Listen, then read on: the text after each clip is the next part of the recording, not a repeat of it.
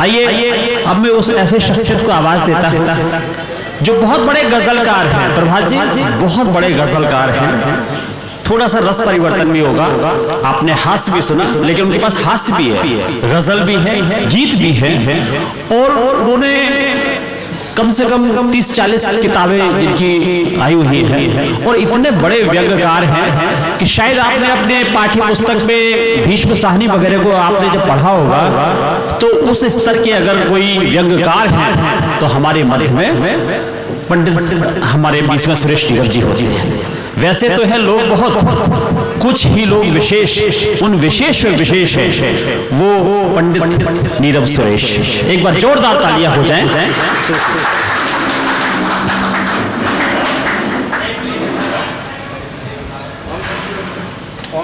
Hello, इसमें आ रही है आवाज? आ रही है।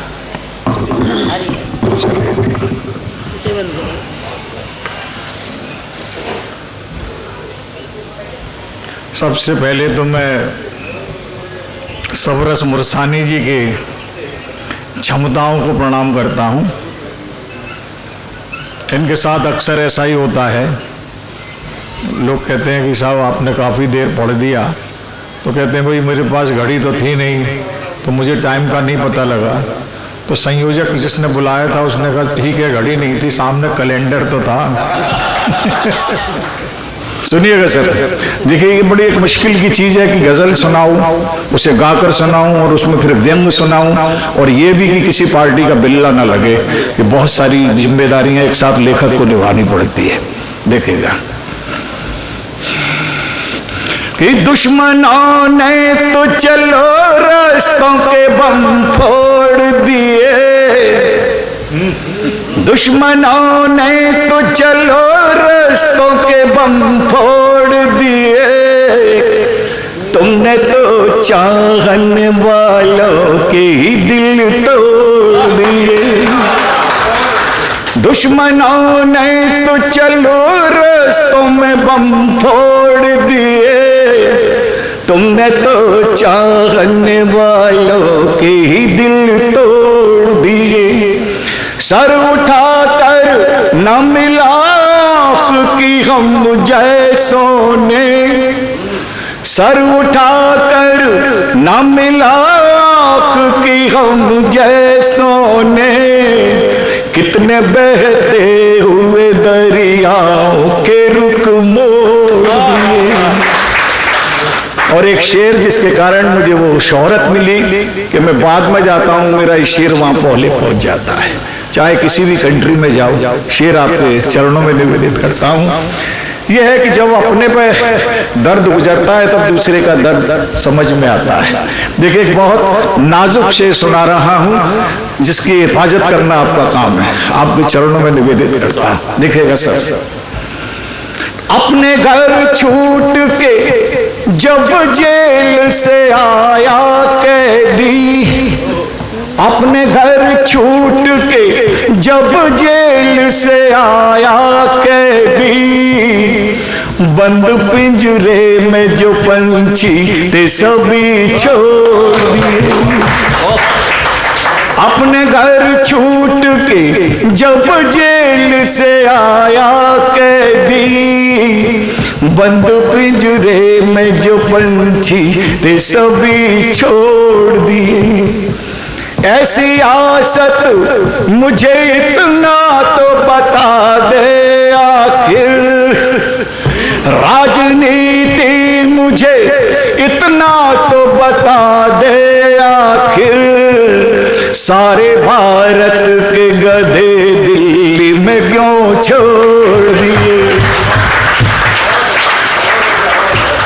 ऐसी आसत मुझे इतना तो बता दे आखिर, राजनीति मुझे इतना तो बता दे आखिर, सारे भारत के गधे दिल्ली में क्यों छोड़ दी।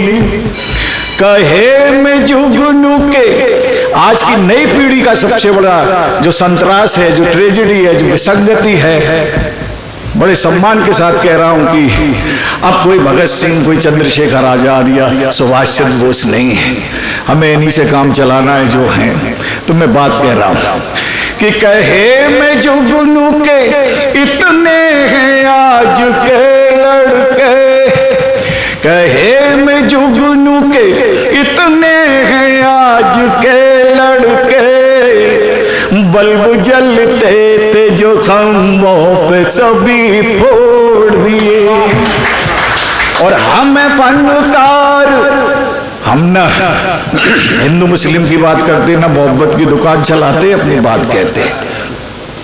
हमें फनकार संपत्ति हमारी है कलम, हमें फनकार संपत्ति हमारी है कलम, दिल के टूटे थे जो रिश्ते वो सभी जोड़ दिए।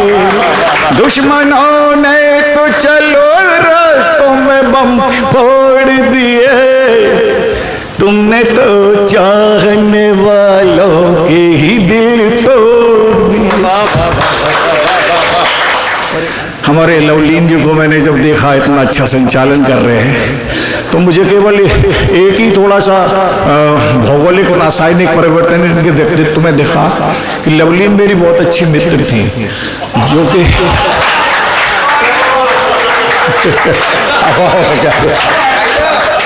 मैं सचमुच बता रहा हूँ, लवलीन जो है डॉक्टर मधुर जो कि रूस में हेड ऑफ द डिपार्टमेंट है, उनकी लड़की थी। और बिल्कुल लवलीन भाई साहब की मैंने कहा बस थोड़ा सा भौगोलिक रासायनिक परिवर्तन हुआ है, बाकी सब कुछ वही है। मैं भी तो वही कह रहा हूँ बस। अच्छा वो लवलीन जो है बाद में उन्होंने देवानंद के भाई विजयानंद से शादी की थी, है ना। तो हमारे भाई साहब तो जहाँ बैठते हैं वहाँ लोगों को वैसे ही विजय का आनंद आ जाता है।